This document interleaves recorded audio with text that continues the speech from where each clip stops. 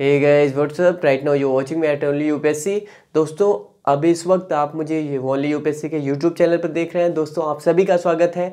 आशा करता हूँ आप सभी अच्छे होंगे और आपकी तैयारी अच्छे से चल रही होगी। दोस्तों आज के सेगमेंट में हम बात करेंगे कुछ इंपॉर्टेंट बुक के बारे में, क्योंकि कुछ इंपॉर्टेंट बुक मेरे हाथ में है इस समय।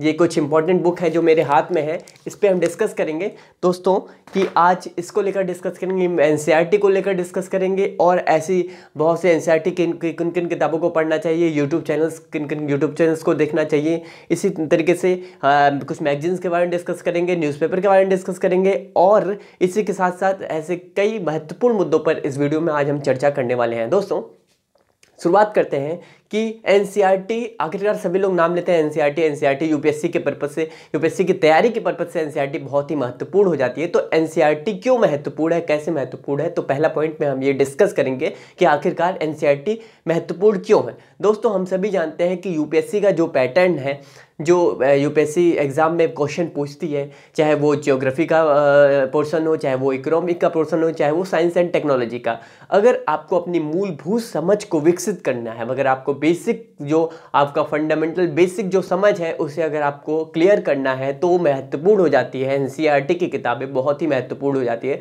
दोस्तों हम सभी जानते हैं कि एनसीईआरटी की किताबें CBSE board, central board of secondary education, ये जो बोर्ड है उन्हीं स्कूलों में, इन्हीं बोर्ड में ये किताबें लगती हैं और जो भी राज्य स्तर के जो भी विद्यालय होते हैं, जो भी स्कूल होते हैं, वहाँ पे ये किताबें नहीं लगाई जाती हैं। क्योंकि अभी बातें हो रही हैं कि एनसीईआरटी को आगे इंप्लीमेंट किया जाए, एनसीईआरटी को भी राज्य स्तरीय जो विद्यालय हैं उनमें एनसीईआरटी को भी लगाया जाए, ताकि आगे अच्छे से सामान्य शिक्षा, पूरे देश में सामान्य शिक्षा की बात कही जा रही है, तो वो तो बात का मसला है। लेकिन आज दोस्तों हम देखेंगे कि एनसीईआरटी, तो हम सभी जानते हैं कि एनसीईआरटी की क्यों इंपॉर्टेंस है तैयारी के दौरान, क्योंकि ये बेसिक समझ भी क्लियर कर देता है। और ऐसा माना जाता है कि एनसीईआरटी, अगर आपने एनसीईआरटी सही से पढ़ी है, 6 to 12 तक के एनसीईआरटी आपने सही से पढ़ी है, तो ऐसा माना जाता है कि यूपीएससी के 40% तैयारी आपकी यही एनसीईआरटी से हो जाती है। बहुत से टॉपर्स भी कहते हैं कि ऑल इंडिया रैंक 31 यहाँ पे गंगा सिंह आए हुए थे, ये इन्होंने बोला था कि अगर आपने एनसीईआरटी सही से पढ़ा है तो 40% तैयारी आपकी एनसीईआरटी से ही हो जाती है। मतलब आपको 60% ही तैयारी कि जो आपने पोटेंशियल एनर्जी है वो लगानी पड़ेगी। तो दोस्तों तो ये तो रही इंपॉर्टेंस, एनसीईआरटी की जो इंपॉर्टेंस है। दोस्तों सेकंड पॉइंट में हमने यहाँ पे नोट डाउन कर रखा है कि कौन कौन सी किताबें एनसीईआरटी में पढ़ी जानी चाहिए। दोस्तों एनसीईआरटी में आप शुरू कर सकते हैं, अगर ज्योग्राफी की बात करते हैं तो ज्योग्राफी में यहाँ पे आप 6 to 12 तक की एनसीईआरटी को पढ़ना मस्ट हो जाता है, क्योंकि ज्योग्राफी थोड़ा टेक्निकल सब्जेक्ट है और 6 to 12 आप अगर इसे पढ़ते हैं तो बहुत ही महत्वपूर्ण बुक है आपको। और कोई भी रेफरेंस बुक, जब आप कभी रेफरेंस बुक पे जाएंगे तो ये ज्योग्राफी की अगर आपने 6 to 12 तक की एनसीईआरटी पढ़ी होगी तो रेफरेंस बुक में आपको पढ़ने में वहाँ रेफरेंस बुक की कोई दिक्कत नहीं आनी है, क्योंकि ये बेसिक समझ आपको, जो फंडामेंटल जो बेसिक समझ है आपकी, वो विकसित कर देता है ज्योग्राफी की 6 to 12 तक की जो एनसीईआरटी की किताब है। तो दोस्तों ये इसे नोट डाउन कर ले, 6 to 12 यहाँ पे कोई भी, अगर आपने अपना बेसिक समझ क्लियर करनी है तो 9 से भी ना जाए, 6 से ले जाए, एकदम बेसिक समझ से जो बच्चों की तरह वो शुरुआत करता है एनसीईआरटी। तो 6 से 12 तक की अगर आपने अच्छे से दिल लगा के पढ़ लिया ज्योग्राफी, तो आपको यूपीएससी के सिलेबस में, ज्योग्राफी के सिलेबस में कहीं भी दिक्कत नहीं आनी है। आराम से आप उत्तर, जो भी आंसर है, यूपीएससी जो भी क्वेश्चन करता है उसका आंसर आसानी से आप देकर आ सकते हैं। तो यहाँ पे 6 to 12 तक की ज्योग्राफी का एनसीईआरटी आप पढ़ लें। दूसरा पॉलिटी की बात आती है। दोस्तों पॉलिटी, यहाँ पे पॉलिटी के लिए एनसीईआरटी की किताबें, चूंकि यहाँ पे मैं पॉलिटी के लिए ये सजेस्ट करूंगा कि आप पॉलिटी के लिए एनसीईआरटी की 11th और 12th तक की एनसीईआरटी, 11th और 12th की एनसीईआरटी सफिशिएंट है और नीचे जाने की जरूरत नहीं है। 11th और 12th की एनसीईआरटी आप पॉलिटी की पढ़ सकते हैं, महत्वपूर्ण बुक है। इसी के साथ साथ मैं यहाँ पे 6 to 12 इसलिए नहीं बोल रहा हूँ, क्योंकि 11-12 इसलिए बोल रहा हूँ क्योंकि जो और भी समझ है वो लक्ष्मीकांत, एक रेफरेंस बुक आती है यूपीएससी के पॉलिटी से रिलेटेड, ये बुक है यूपीएससी की तैयारी के दौरान सभी बच्चे पढ़ते हैं, सभी स्टूडेंट, सभी टॉपर पढ़ते हैं। तो लक्ष्मीकांत वो सारी समझ विकसित कर देता है। तो एनसीईआरटी से आप 11-12 की एनसीईआरटी साथ ही रेफरेंस बुक के तौर पर आप लक्ष्मीकांत को रख सकते हैं। ये काफ़ी महत्वपूर्ण बुक है लक्ष्मीकांत, इसे पढ़ना ना भूले। तैयारी के शुरुआती दौर में भी हो चाहे जिस दौर में है, लक्ष्मीकांत बहुत ही महत्वपूर्ण हो जाती है। तीसरे पॉइंट में हम डिस्कस करेंगे दोस्तों कि यहाँ पे साइंस एंड टेक्नोलॉजी बात आती है, साइंस एंड टेक्नोलॉजी की कौन कौन सी किस स्तर की जो एनसीईआरटी के लोग कहते हैं एनसीईआरटी की किताबें पढ़े, कि आखिरकार साइंस एंड टेक्नोलॉजी में किस लेवल की किताबें पढ़ी जाए, किस क्लास की किताबें पढ़ी जानी चाहिए एनसीईआरटी के। तो दोस्तों यहाँ पे मैं सजेस्ट करना चाहूँगा आप साइंस एंड टेक्नोलॉजी के लिए, अगर आपकी बेसिक समझ क्लियर है बहुत, जो वैसे तो अगर आपने बेसिक समझ नहीं क्लियर है तो आपको फिर से यही सजेस्ट करूंगा आप 6 to 12 तक की जो साइंस एंड टेक्नोलॉजी की एनसीईआरटी है उसे पढ़ना ना भूलें। अगर आपको 6 to 12 ना जाना है, अगर आपको 6 to 12 काफ़ी भारी लग रहा है, तो साइंस एंड टेक्नोलॉजी के लिए मैं यहाँ सजेस्ट करूंगा आप 9th से लेकर 12th तक तो एनसीईआरटी कवर ही कर ले, क्योंकि 9 से 12वीं तक की एनसीईआरटी बहुत ही महत्वपूर्ण हो जाती है। अब यहाँ पे 9th, यहाँ पे आपको जब आप साइंस एंड टेक्नोलॉजी में आते हैं, मतलब 10th के बाद से, तो 11 में यहाँ फिजिक्स अलग हो जाता है, बायोलॉजी अलग हो जाता है। तो इस तरह की जो बायोलॉजी में कुछ पोर्शन है एनसीईआरटी के, बायोलॉजी के जो भी यूपीएससी के सिलेबस में इंपॉर्टेंट हो जाते हैं आगे चलकर, इनको कवर कर लें, आराम से कवर कर लें। तो इसलिए मैं बोल रहा हूँ यहाँ से 9 से 12वीं तक की साइंस एंड टेक्नोलॉजी की एनसीईआरटी पढ़नी बहुत ही ज़रूरी हो जाता है, ये जो किताबें हैं। इसी के साथ साथ आप इकोनॉमी में अगर बढ़ते हैं आगे, तो इकोनॉमी में दोस्तों 11th और 12th की एनसीईआरटी महत्वपूर्ण, और नीचे आप जाते हैं तो 9th एंड 10th की जो भी एनसीईआरटी है वो इतनी महत्वपूर्ण तो नहीं है, लेकिन अगर आप 9th को तो छोड़ ही सकते हैं। अगर आप पढ़ना चाहें तो 10th को पढ़ सकते हैं, फिलहाल 10th को भी छोड़ सकते हैं, लेकिन अगर आपका दिल करे, आपकी इच्छा करे, आपकी जो बेसिक न्यू है उसे मजबूत करना है, तो आप 10th को भी साथ लेकर चल सकते हैं। लेकिन यहाँ पे 11th और 12th की एनसीईआरटी मैंडेटरी हो जाती है, आवश्यक हो जाती है पढ़ने के लिए, तैयारी के दौरान आप इसे पढ़ सकते हो। इसी के साथ साथ इकोनॉमी के लिए आप रमेश सिंह, हिंदी मीडियम के लिए रमेश सिंह भी आती है, इंग्लिश के लिए भी ये रमेश सिंह अवेलेबल होती है। दोस्तों यहाँ पे रमेश सिंह को आप यहाँ पे पढ़ सकते हैं एज ए रेफरेंस बुक, और रमेश सिंह एक इंपॉर्टेंट बुक है, काफ़ी महत्वपूर्ण बुक है, सभी टॉपर सजेस्ट करते हैं रमेश सिंह को पढ़ने के लिए इकोनॉमिक पोर्शन के लिए। तो दोस्तों आप इकोनॉमी पोर्शन के लिए रमेश सिंह और 11th 12th के एनसीईआरटी के साथ जा सकते हैं। इसी के साथ दोस्तों आगे हिस्ट्री पर बढ़ते हैं। दोस्तों हिस्ट्री के लिए मैं ज़्यादा समय न लेकर ये बताना चाहूँगा, आप एनसीईआरटी के दौर पर आप 9 से 12 तक की एनसीईआरटी पढ़ सकते हैं हिस्ट्री के लिए। लोग कहते हैं पुरानी पढ़े या नई हिस्ट्री की एनसीईआरटी या पुरानी, तो दोस्तों आप 11th 12th के लिए नई एनसीईआरटी हिस्ट्री के लिए पढ़ सकते हैं, और 9th की जो पुरानी वाली है वो मैं यहाँ पे सजेस्ट करना चाहूँगा 9th एंड 10th के लिए। दोस्तों इस तरह की तो 9 to 12 हिस्ट्री की एनसीईआरटी की बात हो। इसी के साथ साथ आप मॉडर्न इंडिया के लिए हिस्ट्री के लिए आप स्पेक्ट्रम पढ़ लो, स्पेक्ट्रम बहुत ही महत्वपूर्ण है, राजू अहिर की लिखी हुई ये स्पेक्ट्रम है मॉडर्न इंडिया के लिए, इसे पढ़ना बहुत ही महत्वपूर्ण हो जाता है। सब इस टॉपर्स सजेस्ट ही नहीं करते हैं, वो पढ़ कर जाते हैं तभी टॉप करते हैं। तो राजू अहिर के एनसीईआरटी स्पेक्ट्रम या राजू अहिर के स्पेक्ट्रम यहाँ पढ़ना महत्वपूर्ण हो जाता है। इसी के साथ दोस्तों आगे पढ़ते हैं, हम न्यूज़पेपर की बात करते हैं। एनसीईआरटी की मोटी मोटी किताबें जो एनसीईआरटी की और रेफरेंस बुक है उसे मैंने बता दिया, आगे अगली वीडियो में और भी डिस्कस करूंगा। इस एनसीईआरटी की पार्ट वाइज चैप्टर वाइज जो भी सेगमेंट है उसको डिस्क्राइब करूंगा। इसी के साथ साथ आगे बढ़ते हैं न्यूज़पेपर के बारे में, आखिरकार कौन से न्यूज़पेपर पढ़े जाने चाहिए। तो दोस्तों न्यूज़पेपर से शुरुआत करते हैं। अगर आप इंग्लिश मीडियम से हैं तो आपको द हिंदू पढ़ने में कोई दिक्कत नहीं आएगी, बेझिझक द हिंदू पढ़िए। और यहाँ पे जहाँ तक आपकी ये न्यूज़पेपर की बात आती है, तो न्यूज़पेपर के मामले में यहाँ पे मैं सजेस्ट करना चाहूँगा कि न्यूज़पेपर के मामले में कई लोग होते हैं एक दिन में 2-2 3-3 न्यूज़पेपर पढ़ लेते हैं। तो दोस्तों सोर्स न्यूज़पेपर हो, चाहे जिस चीज़ का सोर्स, चाहे वो किताबों का सोर्स हो, चाहे बुक्स का सोर्स हो, किसी सब्जेक्ट के बुक का सोर्स हो, किसी चीज़ का सोर्स हो, वो सोर्स सिर्फ एक रखें, जो स्रोत है, जो जरिया है पढ़ने का, वो सिर्फ एक रखें और उसी एक को बार बार पढ़ें, ना कि 10 बुक को 10 बार पढ़ने के अलावा एक बुक को 10 बार पढ़ेंगे तो ज़्यादा अच्छा रहेगा। इसी के साथ साथ ये बातें यहाँ पे न्यूज़पेपर पर भी अप्लाई होती है। अगर आप द हिंदू पढ़ते हैं तो सिर्फ द हिंदू पढ़िए, उसी से काम चल सकता है और 50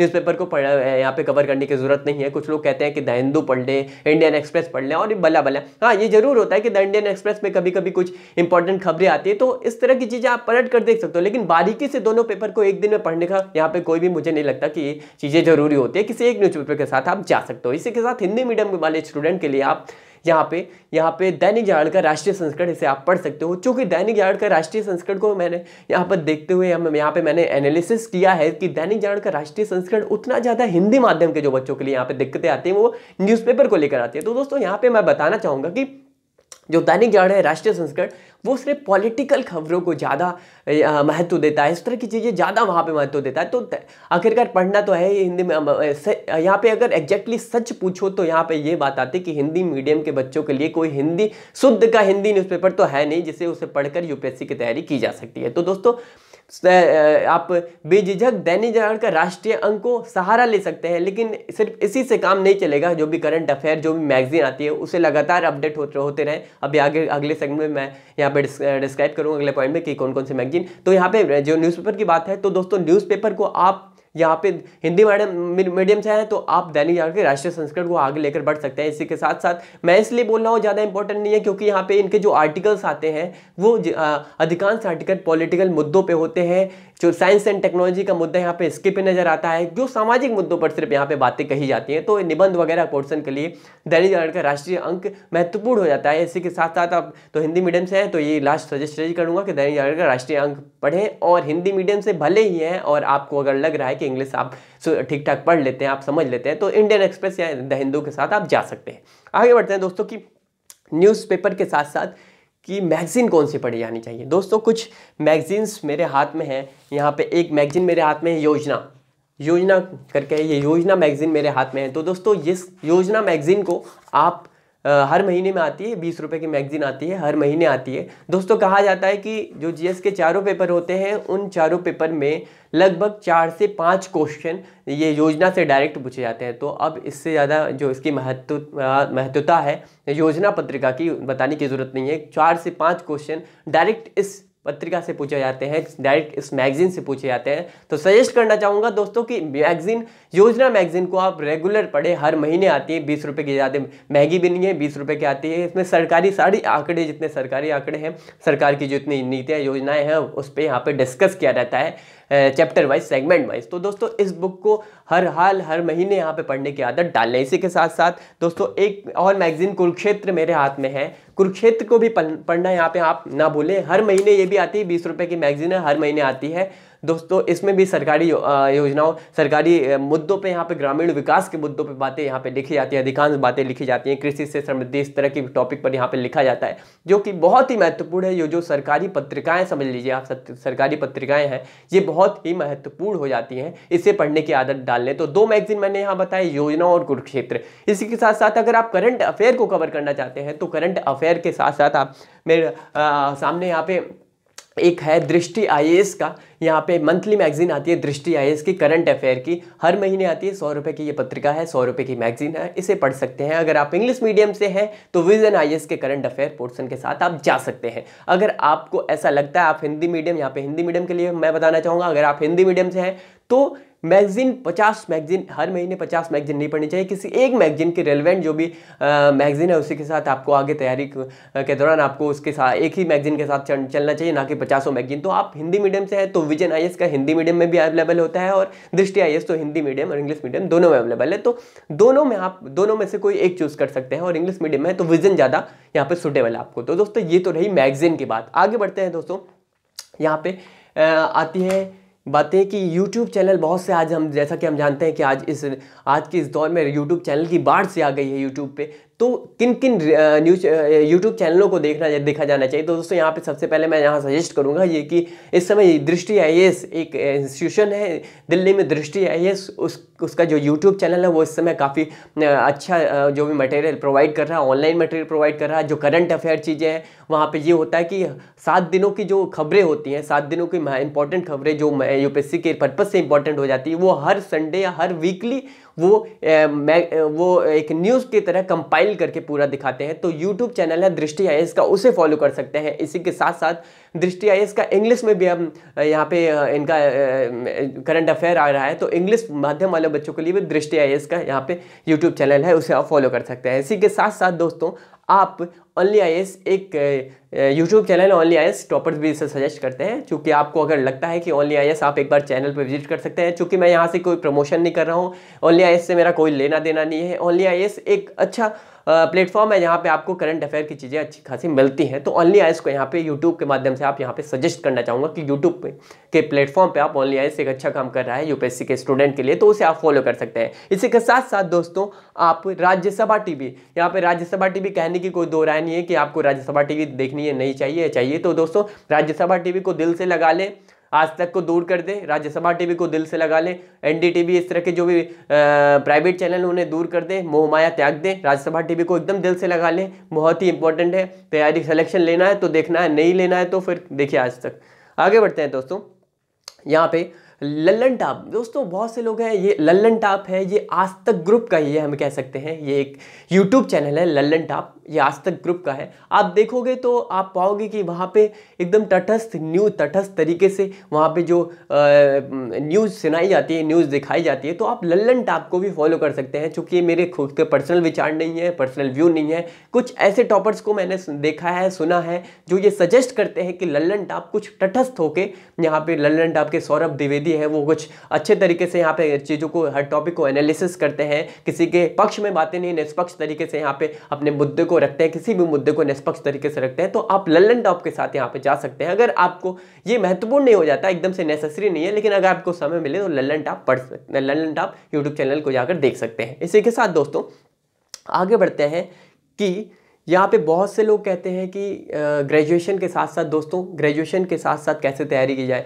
दोस्तों यहाँ पे मैं ये सजेस्ट करूँगा कि ग्रेजुएशन में, अगर आप अभी ग्रेजुएशन में हैं या फिर 12th पास किए हैं, तो तैयारी जो मैं यहाँ पे एनसीईआरटी की किताबें बताया है और भी जो पत्रिकाएँ बताई हैं, जो न्यूज़पेपर बताए, जो यूट्यूब चैनल बताए, अभी से इन्हें फॉलो करना यहाँ पे आदत डाल लें और फॉलो करें, ताकि जब आपका ग्रेजुएशन कंप्लीट हो जाए, जब आप ग्रेजुएशन अंतिम चरण में हो, तीसरे साल में हो, तो आप एकदम परिपक्व हो जाएं इन चीज़ों से, आपकी बेसिक समझ जो यूपीएससी को लेकर है वो विकसित हो जाए। इसी के साथ साथ आप करंट अफेयर और इस तरह की चीज़ें जब आप तैयारी में इनिशियल स्टेज में आएँ तो आपको लगाव सा लगे, और मात्र 8 से 9 महीने की तैयारी में आप चीज़ों को एकदम से आपका क्लियर हो जाए, इस तरह की चीज़ें, आपका जो बेस है वो मजबूत हो जाए। तो इस तरह की बातें आपको यहाँ पे ध्यान देनी होगी। इसी के साथ साथ दोस्तों मैं यहाँ पे और बताना चाहूँगा कि मैंने जो एनसीईआरटी की किताबें पहले बताई हैं, कि उसमें से पहले ये टॉपर्स भी ये सजेस्ट करते हैं कि अगर आपने एनसीईआरटी किताबें दिल से तह से पढ़ ली तो 40% तैयारी, 40% जो तैयारी है यूपीएससी की वो हो जाती है। तो दोस्तों यहाँ पे ये सजेस्ट करूँगा कि एनसीईआरटी की किताबें दिल से पढ़े। बहुत से इंस्टीट्यूशन ये कहते हैं कि नहीं, एनसीईआरटी पढ़ना जरूरी नहीं, यहाँ पे कवर करा देते हैं। तो दोस्तों उनकी बातें सिर्फ कहने की होती हैं, आप अपने दिल से पढ़ें और इसके नोट्स बनाना ना भूलें। बहुत से लोग कहते हैं कि नोट्स की कोई महत्वता नहीं होती, दोस्तों इसके नोट्स बनाना ना भूलें, बहुत ही महत्वपूर्ण है एनसीईआरटी, इसके नोट्स बनाएं। समय है तो इसके नोट्स बनाएं, और जो करंट अफेयर जो आप देखते हैं यूट्यूब पे, उसके भी अगर समय है तो आप इसका नोट्स बनाएं। जो द हिंदू हो गया, इस तरह की दैनिक जागरण हो गया, इस तरह की जो खबरें आती हैं उसके नोट्स बनाना ना भूलें। तो दोस्तों आशा करता हूँ आपको ये वीडियो पसंद आई होगी, और अभी के लिए ये वीडियो में बस इतना ही।